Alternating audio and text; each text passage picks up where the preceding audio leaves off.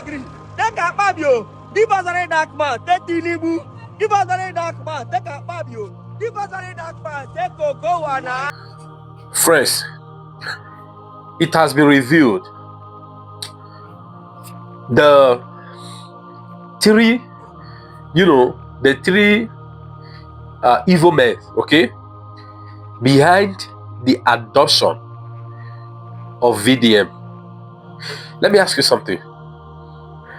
Did you notice that the test city that was used, the force that was used to apprehend VDM, if such a test city has been deployed in going after corruption by the EFCC, do you think there will still be corruption in the country? The kind of a test city, joint security force, police, DSS, EFCC, if they put that same energy in going against insecurity, do you think there would have still been this level of insecurity in the country? Do you guys remember? VDM said, I have part 1, part 2, part 3 on the Senate floor when he was invited. They were trying to say of that public issue. I was trying to say, release that. He said no. Right? And they also talk about the godfather of Bob, right?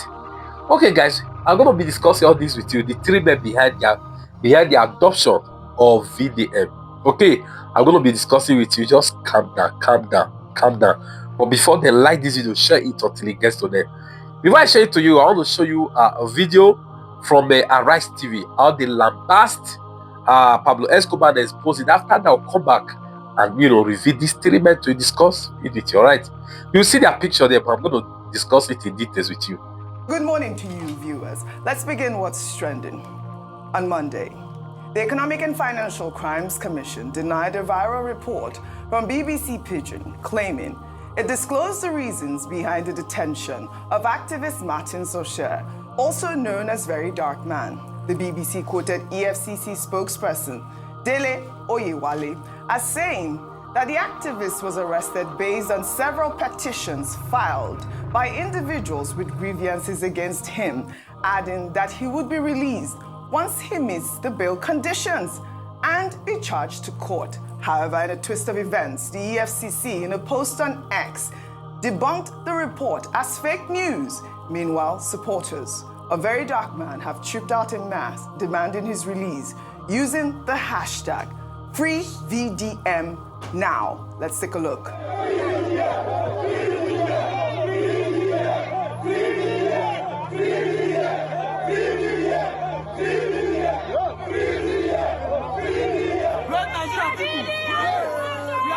Today, and we have shown the message to the world that as Nigerians, we must protest against every oppression. We must protest against injustice. Leave media for us. Leave media for us. Bring media. Bring media.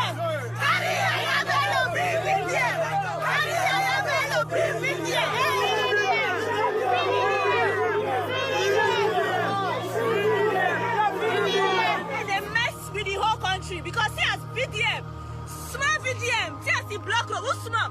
See as he block road. Only VDM, I'm block this guy. Yes, free VDM, see as he block road. Free VDM, let's go.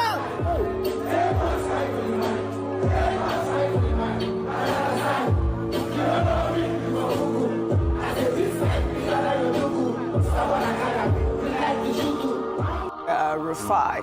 But the story that came out yesterday was that EFCC had released a statement saying that the Verydarkman was going to be charged to court. He was petitioned by several people, and now they've debunked it, which I felt it was quite disrespectful of the EFCC to be able to debunk news as fake news on their Twitter handle without telling us what really is going on with VDM. Let me take this tweet before I come to you, Rufai.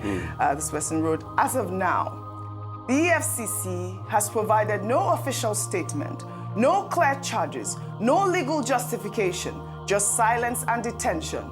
That is not how a just system operates. We must stop criminalizing boldness. We must stop punishing the voices that refuse to kneel until there is lawful justification and due process. This arrest is unjust. Rufai. So, please, EFCC should save themselves all of this embarrassment. They put fake news on people's tweets yesterday. They even put fake news on my tweets. EFCC, I have facts. Because I also spoke to sources in the EFCC that said the same thing the BBC reported.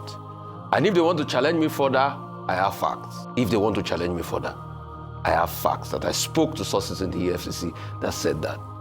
The problem, what is going on with them is that there's a contention internally. At first, they want to get the charges out first before they release a statement. That is what is happening. And the process of getting those charges out is still delaying. And my advice has always been, do not allow for an information lacuna. And that's why when I was speaking to those sources, those were my exact words. Don't allow for an information lacuna. Accept, and also the fact that it was a multi-security agency exercise that happened. So, and that was why I reposted that story yesterday. I reposted that story when I saw it of the BBC because I thought, oh, they had even come out to take a position on this. Vanguard too also spoke yesterday to some EFCC sources that said the same thing. In fact, they even set a date where it's going to be released. But I, Rufai Hussein, can totally confirm to you, I spoke to EFCC sources. And if they want to challenge me, I would provide my facts. And that was what they said. So maybe in the coming days, they'll be able to release, what is it called?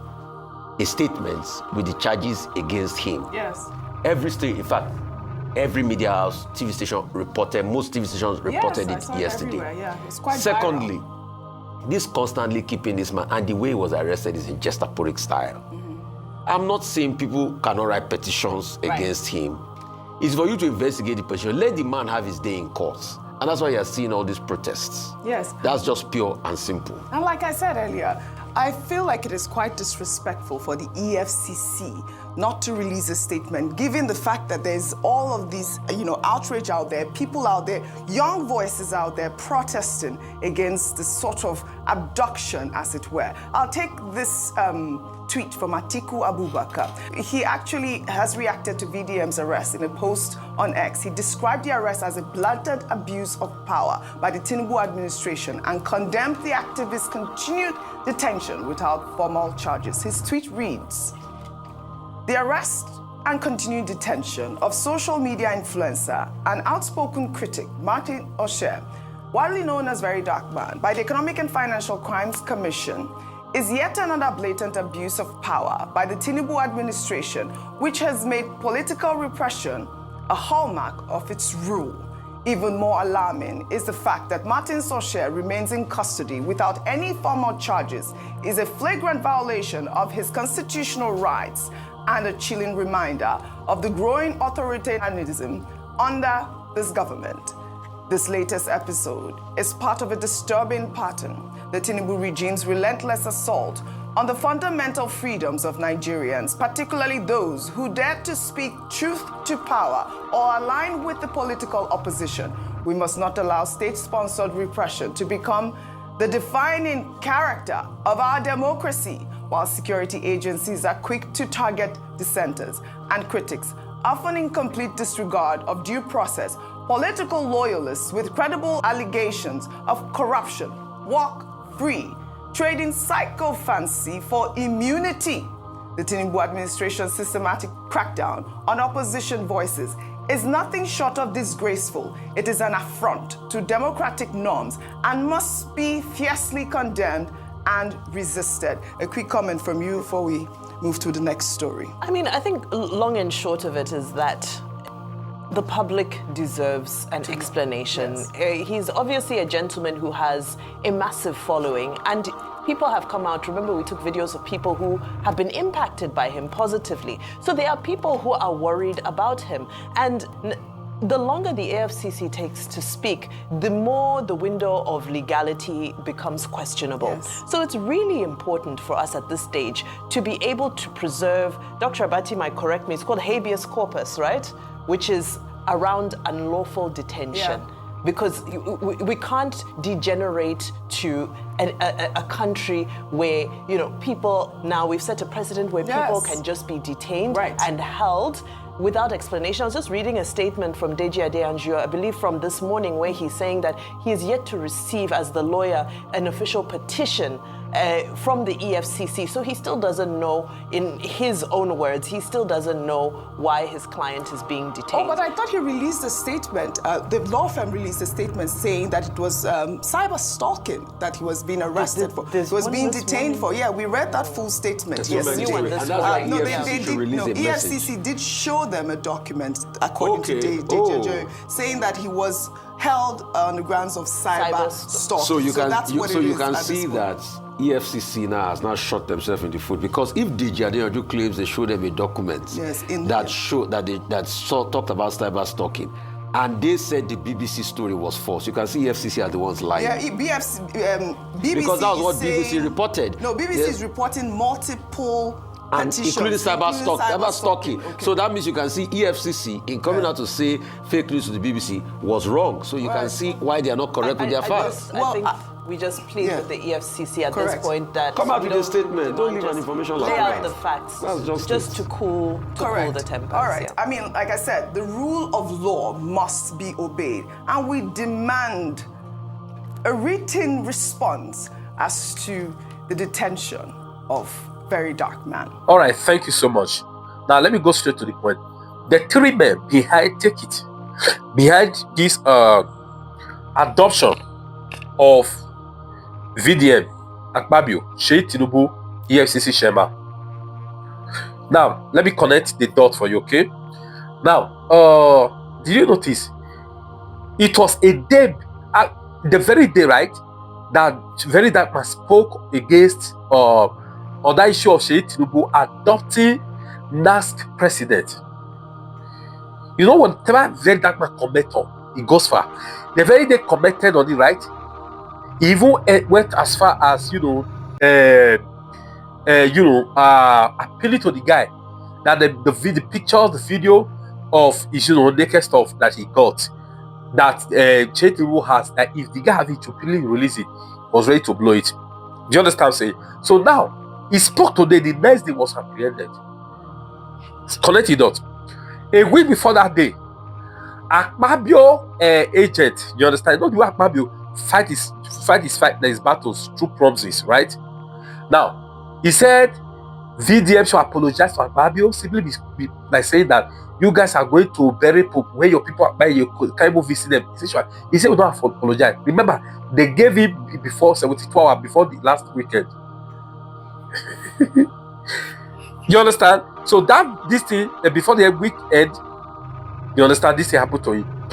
Listen, I'm telling you, take it if you like to believe, like don't believe. Akpabio, Sheyi Tinubu, number one, Sheyi Tinubu, number two, Akpabio, number three, EFCC Shema. This guy has been lambasting the EFCC Shema. Lambasting is the commission under him as criminals. These are the people. How come the so-called Sheyi Tinubu that they are saying is youth development, youth empowerment, is that? Haven't say a word when youth are out there protest, this massive protest? How come the so-called youth leader under Tinubu that try to coerce youth now? There's youth ministries and that. Has he said a word? And the APC that do one. That is why you see even this person himself, Atiku, has come out to accuse Tinubu. So people who are seeing this from the shadow, right, are saying EFCC, but we know Tinubu men are the one behind this, with the approval of Pablo. What's your take on this? Please let me like the video, please share.